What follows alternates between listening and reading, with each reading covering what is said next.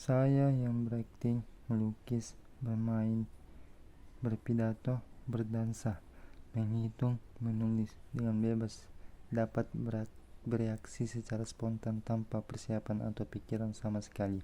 Hasilnya begitu luar biasa. Saya bertindak tanpa ego saya yang biasa.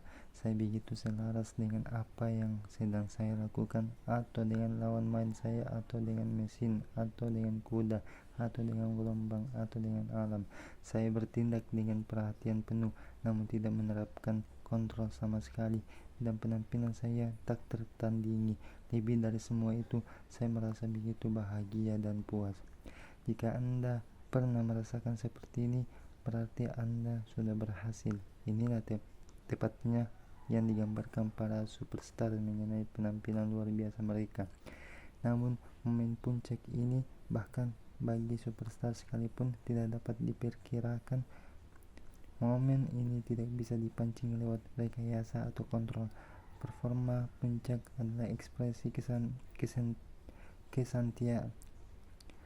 Performa puncak adalah ekspresi kesantaian dan keringanan yang akan kita coba kembangkan. Tidak ada prestasi intelektual yang dilakukan dengan kerja keras. Hal besar hanya bisa dilakukan oleh orang besar, dan itu dilakukannya tanpa usaha sama sekali. John Ruskin, pengarang Inggris 1819-1900. Penggemar puitis. Para atlet besar punya cara menarik dalam melukiskan saat-saat mereka meraih kemenangan dan sangat yakin tidak akan kalah. Maka menggunakan istilah-istilah spiritual, kebebasan luar biasa, pikiran yang begitu tenang, melepaskan kontrol sadar, dan membiarkan performa mereka mengalir alamiah. Pemain tenis menyebut saat-saat seperti ini sebagai berada dalam zona menang. Pemain basket menyebutnya hilang kesadaran. Di sisi lain, pemain baseball yang gagal justru berkata mereka tidak pernah mengalami saat-saat seperti ini karena mereka terlalu banyak berpikir atau mencoba terlalu keras.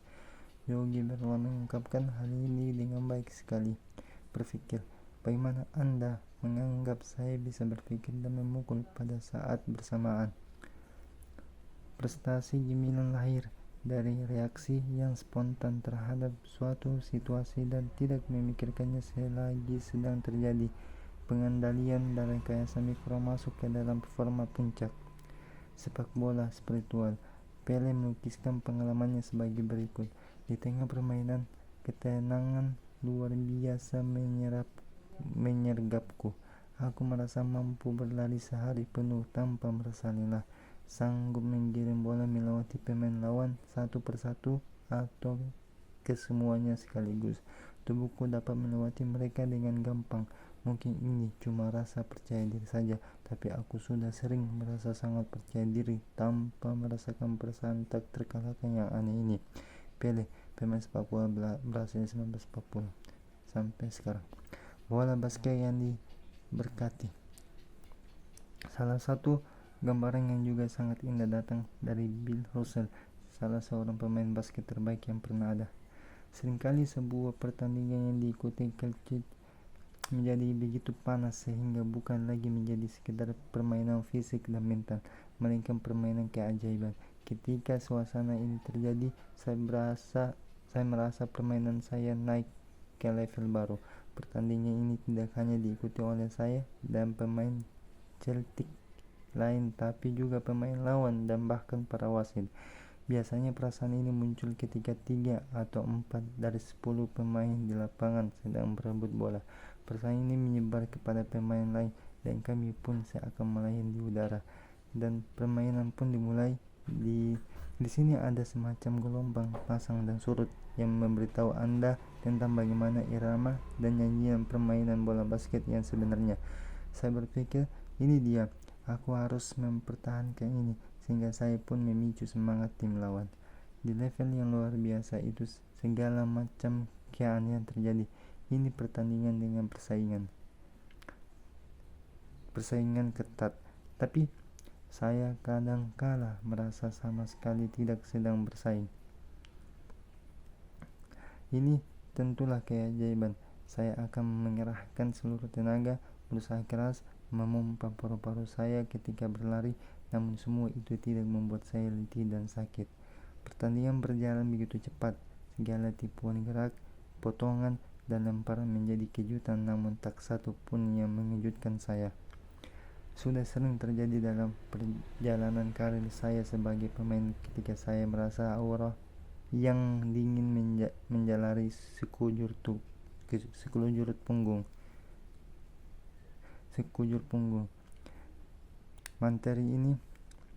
Mantera ini sangat indah ketika terjadi, dan harapan untuk merasakannya lah yang menjadi motivasi terkuat saya berada di lapangan. Di antara 5 atau 10 kesempatan di mana pertandingan berakhir pada level seperti tadi, saya bahkan tidak peduli lagi siapa yang menang dan siapa yang kalah. Kalaupun tim saya kalah, saya masih bisa sebebas dan setinggi elang di angkasa. Second Wind: The Memories of an Operation Man oleh Bill Russell. Ekspresi seni. Para musisi melukiskan saat-saat euforia seperti ini ketika seluruh pemain dalam sebuah ensemble secara bersama-sama menanggalkan ego masing-masing dan bergabung membentuk satu musisi yang memainkan seluruh alat musik. Para musisi mengatakan momen-momen khusus ini tidak bisa direncanakan atau disengaja. Ia datang hanya ketika seluruh pemain berhenti berusaha dan membuang keinginan ego masing-masing untuk memegang kendali. Dalam saat-saat luar biasa ini, musik memperoleh dimensi spiritualnya dan memberi kenikmatan serta kesenangan bagi musisi dan pendengar sekaligus. Kreativitas spontan. Karya Chopin adalah karya yang spontan dan ajaib. Dia menemukannya tanpa mencari, tanpa memperkirakannya. Karya itu muncul begitu saja di pianonya, utuh, sublim, atau karya itu mengalun di kepalanya selagi dia berjalan kaki, dan dia tidak sabar untuk memainkan karya tersebut untuk dirinya sendiri. Dia mengunci diri di kamar tanpa bicara sepatah kata pun sepanjang hari, terseduh, berjalan, mematahkan pena, mengulang dan mengubah beratusan kali, menulis dan menghapusnya sekian kali, dan mengulangi hal yang sama hari berikutnya dengan ketekunan yang tenang dan luar biasa. Dia menghabiskan 6 minggu hanya untuk satu halaman, menuliskan versi akhir dari suatu yang sudah dia catat pertama kali. George Sand, novelis Prancis 1804-1876, tentang kopi. Tanpa usaha keras, sulit menjelaskan saat-saat ketika segala sesuatunya berjalan lancar. Ketika saya menulis hal yang saya sukai, saya bertanya pada diri saya, siapa yang menulisnya? Dan saya berkata pada diri saya, bukan aku. Aku tidak tahu dari mana tulisan itu datang. Yang saya tahu cuma ini, dia lahir seakan tanpa usaha. Neil Simon, penulis teater Broadway, 1927 sampai sekarang. Balet yang ringan. Saat saya mengalami momen-momen fantastis itu, saat semuanya berjalan lancar, segalanya jadi mudah, saya berkata pada diri sendiri, oh Tuhan, alangkah mudahnya. Bagi saya, gagasan paling dasarnya adalah konsentrasi total, menyingkirkan seluruh kendala selain ide dan pikiran. Jadi, saat saya melangkah ke panggung, saya sudah berkonsentrasi penuh, dan setelah itu segalanya berjalan secara spontan. Edward Villella, penari balet Amerika 1936 sampai sekarang. Kegembiraan. Di momen kreatif, penyair merasakan sesuatu yang begitu melimpah. Kondisi ini adalah salah satu kegembiraan.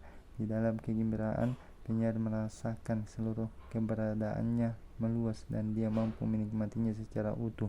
Apa-apa yang dalam kehidupannya yang biasa hanya dinikmati setengah-tengah.